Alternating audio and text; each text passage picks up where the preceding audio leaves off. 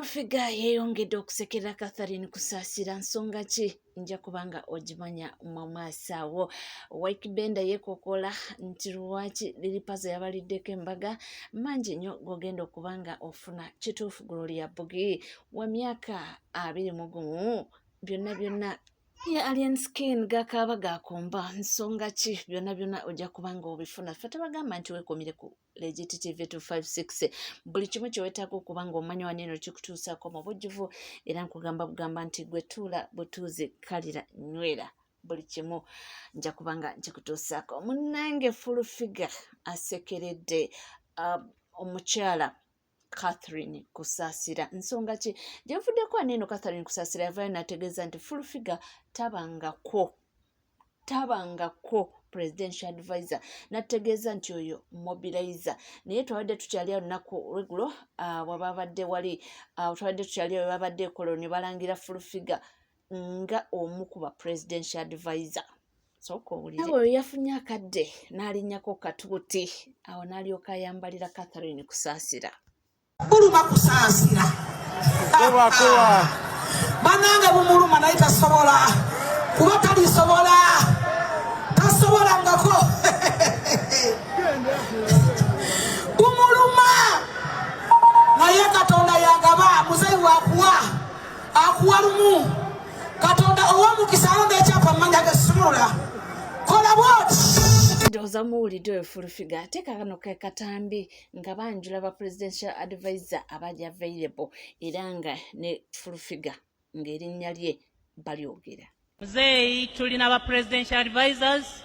nga mwe muli Fulufiga ne Nabagereka Sumiini naye ali wamu naffe, Afande Damulira naye ali wamu naffe, Major Emma Kuteesa ali wamu naffe,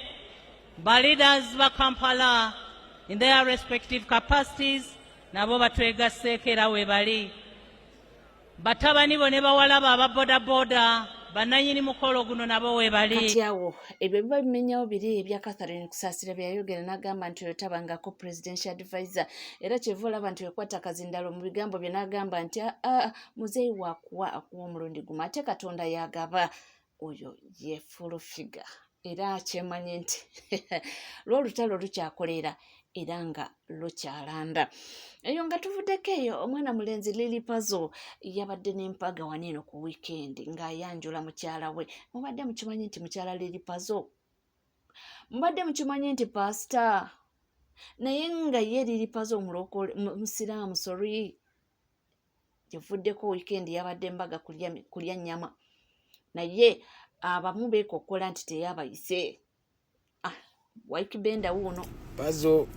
Pazo tewampise ku mukolo gwo. Pazo tewampise ku mukolo gwo. Nze muganda wo. Pazo notampira kwanjula ku bigambo biwayogera wabadde olina okulaga ekizampa esinga ku yange gunoolaga nti ate gwe wasukkuluma kuffe notakola kyenakola. Pazo bigambo enkutumu bakirabata enfulukutu y'ebigambo biwanjiira notampita ate gwe nawe nokola nga nze saakusiimye naye nga nkwagaliza obufumbo obulungi ne mukyala wo omulungi. Jukira ono Waikibenda yasooka okukola omukolo n'atayita Lilipazo n'ayomba era yayomba n'ayogera ebikankana. Kakati kyevula Waikibenda yamugambye nti nze nabadde mmanyi gwe ogenda kubeera different nti gwe weerabire ebiri ebikadde wakiri ompite naye ng'embaga yo yakoze ki yawedde era nga abantu bagiridde byatambudde mirala era nga byatambudde bulungi. Ndowooza nga we yali akisuubira naye ndowooza just byakusaagasaaga temukitwala nnyo nti oba yayombye byakusaagasaaga ngeri gye beesaagisaamu naye ate nekyewunyisa ne Kasuku yagambye nti nga boys demitwe wagikyawa. Lilipazo yakoze okwanjula kukyala yakoze okukyala Lilipazo yatukoyera ddala bannaye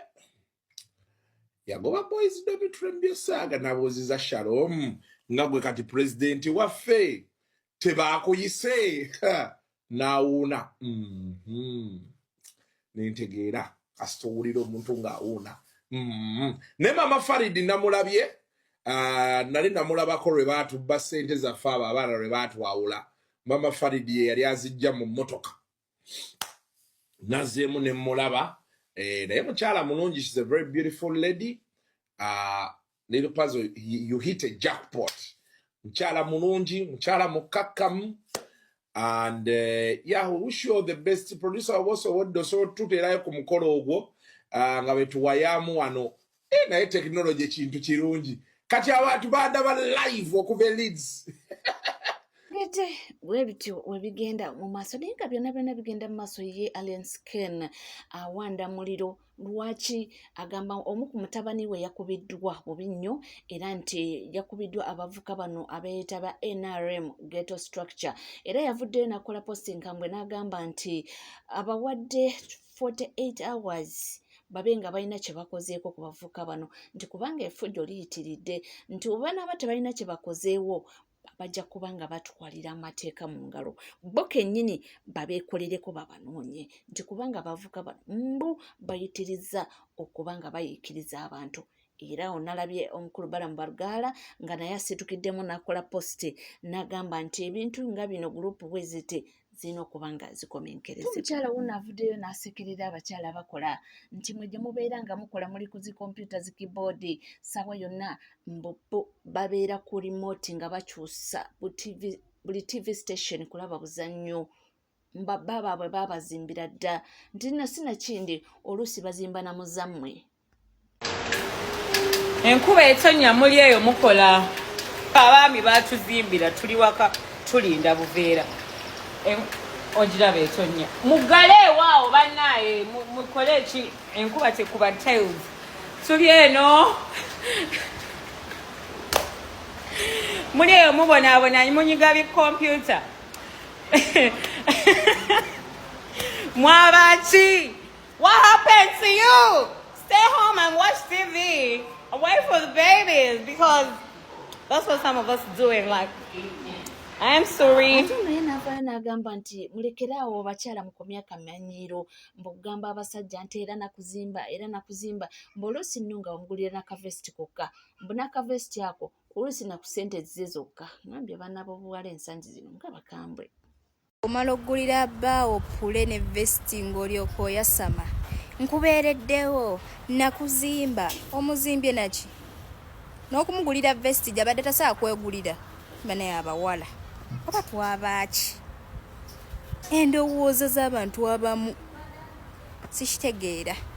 Abaana boogera era agambye nti abamu mumanyi n'okugamba nti era singa sinze nakusanga olina kaki naye mbu ne weebuuza gwe oyongezaako kikyomwongeddeko abange si bigambo byange abaana b'obuwala baabo babyeyogerera. Tubadde tukyali awo ne zireeta abantu abawoza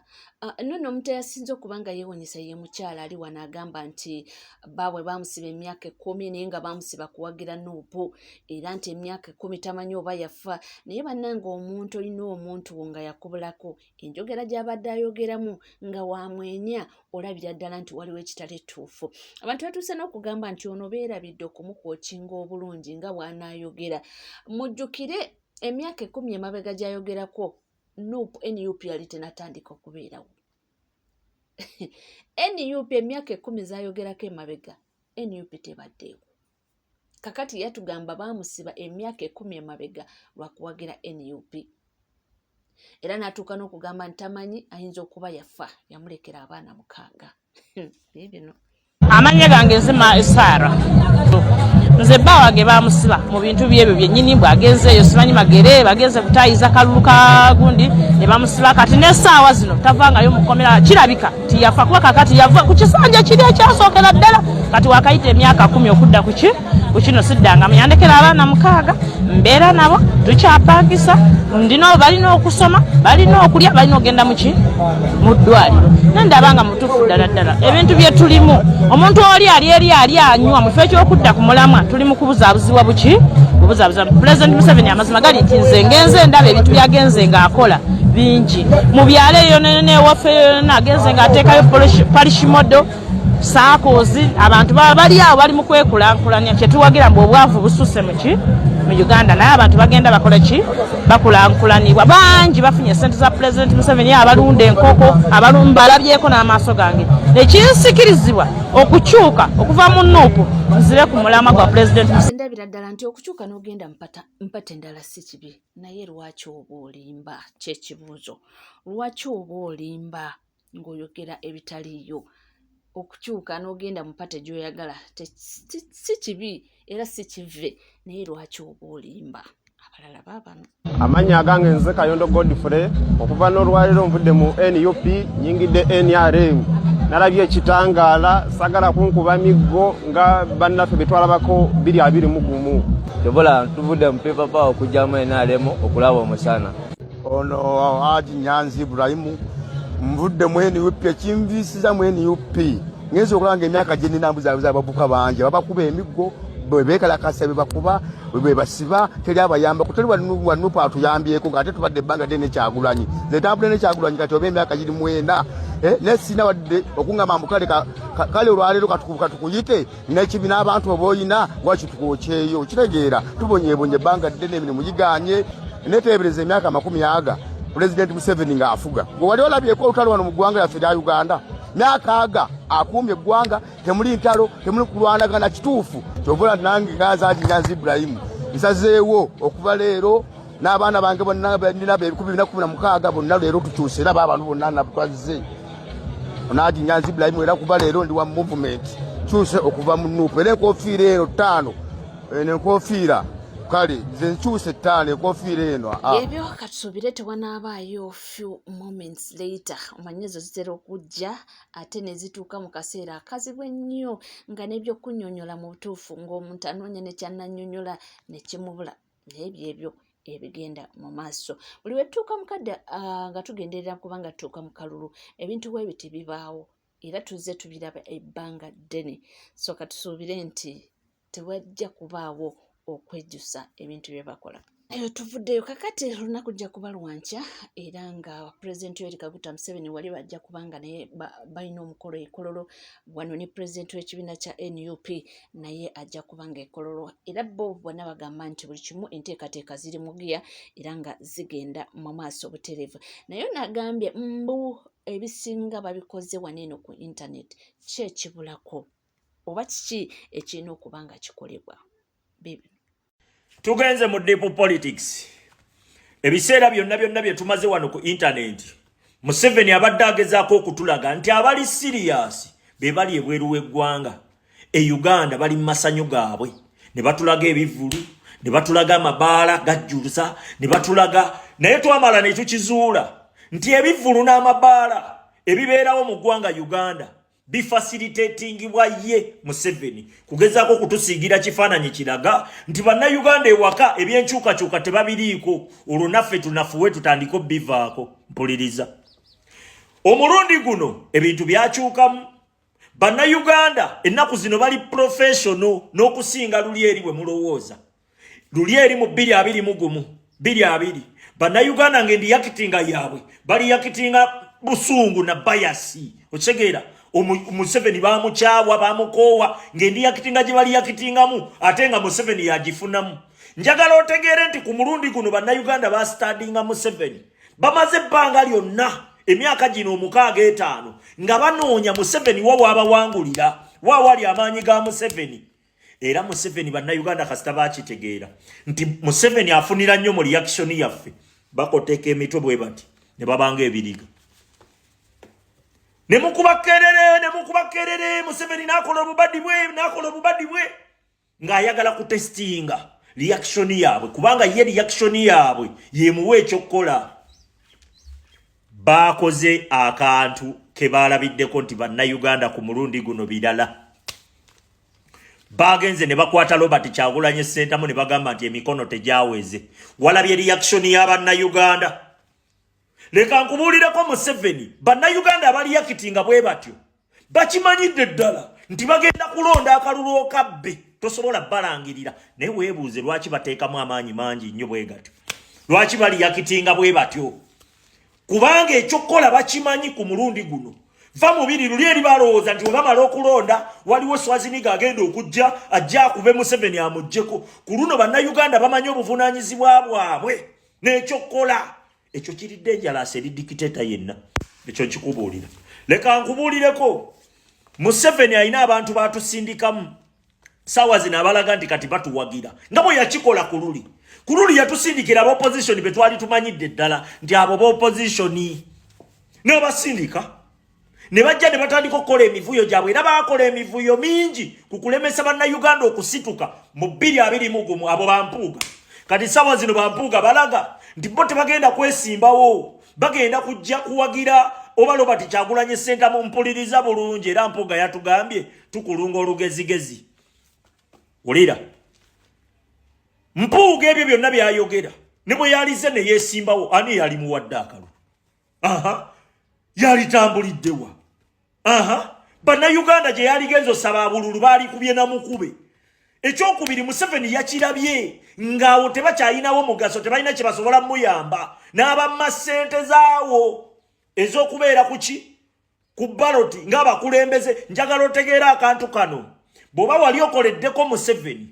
nga wali omukoleddeko ebyaddala wallahi tosobola mukyukira ne bw'oba ofa kubanga Museveni aba akuyinako ddate Museveni takozesa batayinaako ddate buli omu amanya nti oyo yabba ettaka wali oyo yali enguzi wali oyo yabba ezaamuwi w'omusolo wali yali eddagala mu malwaliro oyo yali ez'enguudo ng'abimanyi era abiyina era bakimanyi nti akuyinako kontulo nga woomukubira omugongo bw'ati amateeka ng'olwo amateeka lwe gakola kati abantu bano be batusinga n'okimanya bano bampuuga basemujunganda be batusinga okimanya kati saawa zino buli we beefuula nti kati beefuulira Museveni bagenda kutuwagira baba bayina bye batuleetera wabaawo ebitereke Museveni byabatumye okujja okutuleetamu ekyo nkikubuulira era abantu bano tebakulimba nti bazze ku lwa bulungi bayina kye batwagalako ate nga kye batwagalako kyonna kiina tulemesa butawangula Museveni naye ku mulundi guno tulaba boyi tutunuulira Museveni bwe tuti nga tumanyine buli muvu jazzaako respect bagamba nti bali solidi era bamanyi nti ku mulindi guno obuwanguzi bujja ataliwo kweronzalonza nti kubanga obukodyo bonna bagezezaako okuba nga babubuuka ate era obukodyo obusinga babutegeera dda babugwamu nti this time around bajja kukola ki ekipya kye batamanyi kijja kuba nga kisobola nti kyeva olaba nga obudde obusinga abavubuka envuumuulo bali mu kukwatibwa lwakubanga mbu batidde nnyo enjiri ya protest vote naye njagala bajjukiza nti mujjukire akalulu ke twamala luli aka 2021 abaana abawererako ddala era nabo baali mu makomera nga mwe muli ba Eddie Mutwe bano Byaniri twala tugende abangi abaana bakwatibwa eri ekalangala bonna abasinga obungi bagenda okuteebwa ng'akalulu kaggwa dda era ndowooza oba oliawo kyekyo kye bagezaako okuba nga bakola nti era okimanyi nti waliwo n'abamu be balonda nga bali mu kkomera nga babakwate bajjo nga bali mu kkomera oba ne this time around kye baagala okuba nga kikolebwa tetumanyi naye nga abaana bagamba nti tuli solidi ate nno waliwo gwe tuguddeko ye nga yeesaze akatishat akayero ye n'ategeeza nti yabadde akeesazirwa kubanga babagamba nti essente gye ziri ate mbwezo essente za munnayuganda zirina okuba nga ziriibwa so nti yasazeewo n'agamba nti katulye ssente naye akalulu tumanyi kagwawa kyeva olaba nga agezezaako n'okubika feesi baleme omutegeera nti kubanga bayinza okumunona ate oba oliawo n'abuzibwawo yatugamba ssente muzirye naye nga mumanyi ki kye mwagala amazima gali nti tubaddeyo ekituufu tubaddeyo naye amazima gali nti era tubaddeyo tubaddeyo jako wenna kala tubaddeyo gateno oli ku Legit TV teweerabira kubanga subscribinga, ringinga that notification bell, sharinga, likinga. Amawulire gagakyali mangi nnyo nyini ddala nga wenkugambye gwetuula butuuzi kalira nywera buli kimu tujja kubanga tukituusaako wona woli wona wosinzidde. Bingi nnyo ebikyajja era bingi nnyo betunuulidde. Amawulire tugayina mu bujjuvu bwago. Nkugambye nti gwe kaakana tuula butuuzi byonna bye weetaaga okuba ng'omanya tujja kubanga tubikutuusaako. Omukutu guli gumu gwokka Legit TV 256 muganda wange. Bingi nnyo ebiri mu sitooko wonna tukwatayo okumakinga sure nti okituusaako wona woli. Sigala naffe tovaawo.